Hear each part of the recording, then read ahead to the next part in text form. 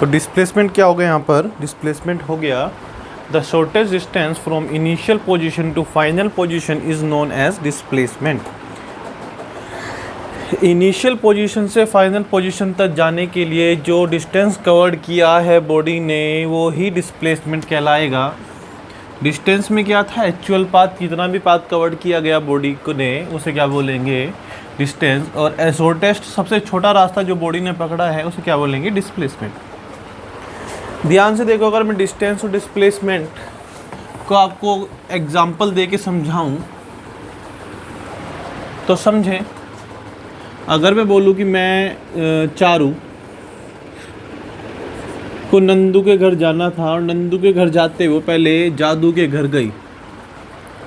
भाई पहले चारू ने जादू के घर जाने में कितना 3 किलोमीटर का कवर्ड किया और नंदू के घर जाने में 4 किलोमीटर कवर्ड किया।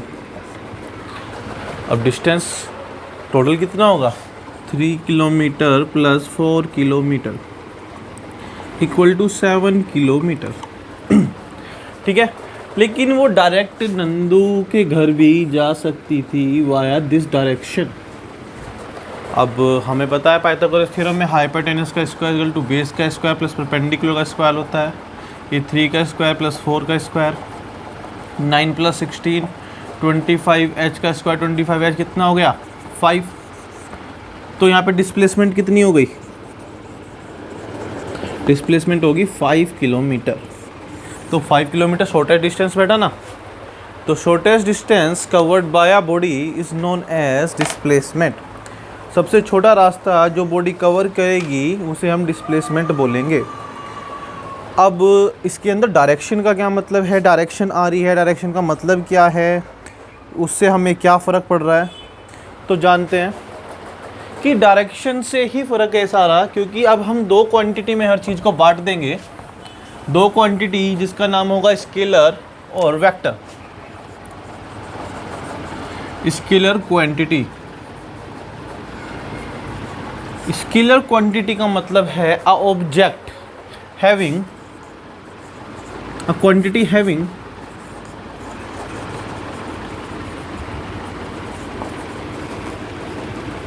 only magnitude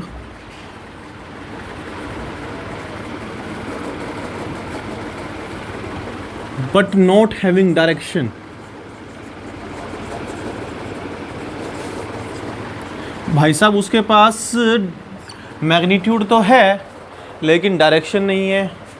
अजी मैग्नीट्यूड भी क्या, हमें तो मैग्नीट्यूड भी नहीं पता क्या है। तो ध्यान दे, मैग्नीट्यूड का मतलब होता है साइज,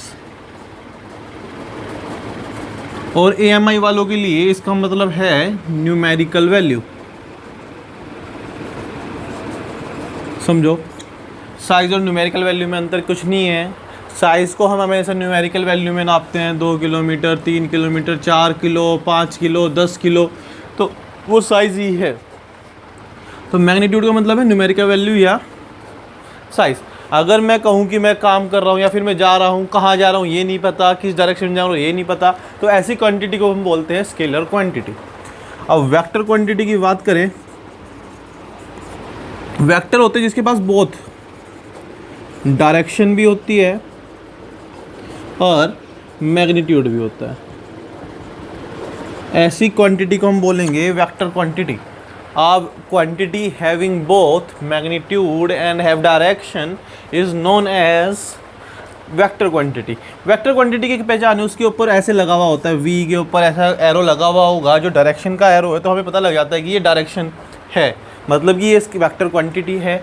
अगर मैं स्केलर क्वांटिटी की एग्जांपल दूँ आपको, डिस्टेंस आ जाएगा, स्पीड आ जाएगी, और बाकी चीज़ हम पढ़ेंगे, बताएंगे। हर चीज़ स्केलर होगी या वेक्टर होगी, तीसरी चीज़ नहीं होती है, तो स्केलर होती है वेक्टर होती है।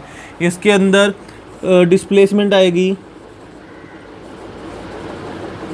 या वेलोसिटी आएगी। ठीक है, 2 चीज़ आ गई। अब स्केलर क्वांटिटी, वेक्टर क्वांटिटी समझ में आ गया। The quantity having only direction is known as क्या? Scalar quantity, and the quantity having both direction and magnitude is known as vector quantity. अब तक हमने डिस्टेंस पढ़ा, डिस्टेंस समझो एक बार डिस्टेंस, और अगर हम डिस्प्लेसमेंट में डिफरेंस पैदा करने की कोशिश करें तो क्या होगा। पर डिस्टेंस और डिस्प्लेसमेंट में अंतर तो है ही। देखते हैं, ये डिस्टेंस हुआ, ये डिस्प्लेसमेंट हुई।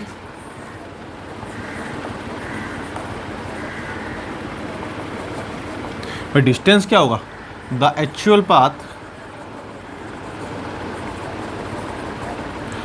Covered by a body. Displacement में क्या होगा, the shortest distance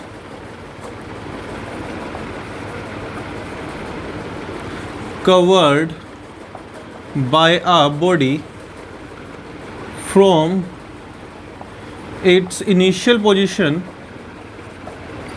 to final position। भैया आपने तो डेफिनेशन लिख दी जी, बिल्कुल। पहला पॉइंट इसके डिफरेंस में डेफिनेशन ही लिखेंगे, उसके बाद दूसरा पॉइंट अगर लिखूंगा मैं, इट इज़ आ कौन सा scalar quantity,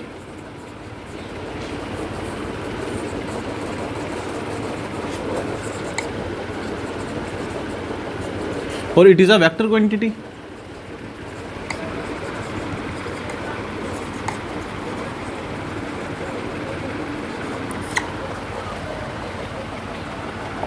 it is scalar quantity, it is a vector quantity.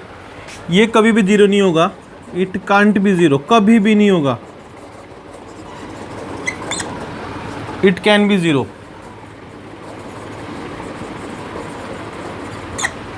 और एग्जांपल दे दो।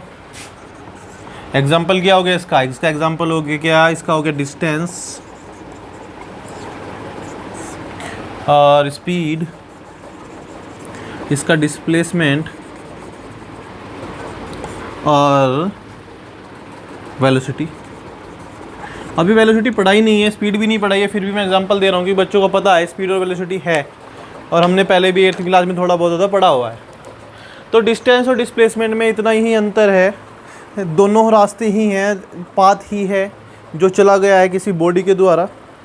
बस अंतर इसमें क्या है कि एक में डायरेक्शन है, एक में डायरेक्शन नहीं है। एक को अपने इनिशियल और फाइनल से फ़र्क पड़ता है, एक को अपने इनिशियल और फाइनल से फ़र्क नहीं पड़ता। ये इसका मेन डिफरेंस है। अब हमने एक चीज़ पढ़ी है इसके अंदर कि it can not be zero. But ठीक है, डिस्टेंस होगा चलेगा, कहीं ना कहीं तो मूव करेगा, मूवमेंट होगा तो डिस्टेंस चलेगा, और डिस्टेंस कभी भी जीरो नहीं होगा। बट डिस्प्लेसमेंट तो जीरो हो सकती है, हमने पढ़ा है। तो ऐसा कौन सी कंडीशन जब डिस्प्लेसमेंट जीरो होगी, आ जाओ वो जानते हैं, वही पढ़ते हैं। तो डिस्प्लेसमेंट जीरो होने का कारण, माना, क्वेश्चन करते हैं एक, माना कि जादू एक सर्कुलर फील्ड के 3 राउंड मारे, जादू ने सर्कुलर फील्ड के 3 राउंड मारे, और 3 राउंड मारने का मतलब अगर एक राउंड उसका 2 किलोमीटर का था, कितने का था, 2 किलोमीटर का था, तो कितना डिस्टेंस कवर हुआ भाई, एक राउंड 2 किलोमीटर का, तो टोटल 2 किलोमीटर, और 3 राउंड 3 × 2 मतलब 6 किलोमीटर।